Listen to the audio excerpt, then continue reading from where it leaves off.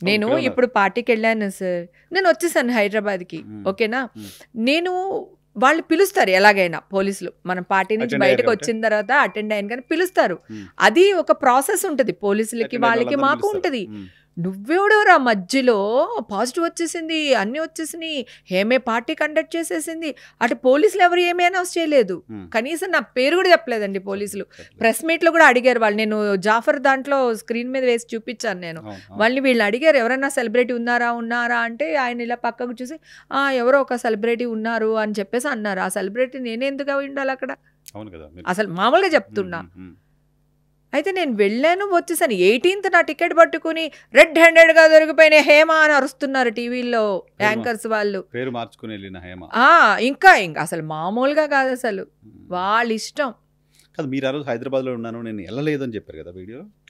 యాక్చువల్గా నేను చెప్పాల్సింది నేను వెళ్ళాను వచ్చేసానని చెప్పి ఉండాల్సింది.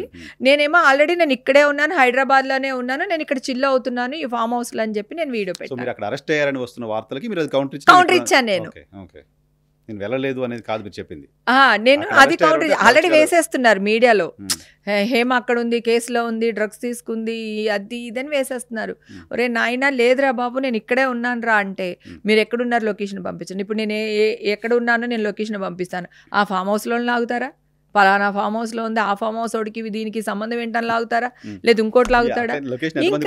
ఇంకా అసలు కాదండి, వీళ్ళు ఇష్టం. ఇంకా ఆ రోజు వీళ్ళు డిసైడ్ అయిపోయారు, ఒక ఫేక్ న్యూస్ వేసేసారు, నేను డ్రగ్స్ తీసేసుకున్నాను, పార్టీ అటెండ్ చేశాను, పార్టీ నేనే కండక్ట్ చేస్తానని వేసేసారు.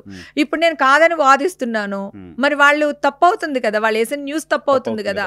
వాళ్ళ న్యూస్ని కవర్ చేసుకోవడానికి 100 రకాలుగా వేసేసారు, నిజాన్ని దాచేస్తున్నారు.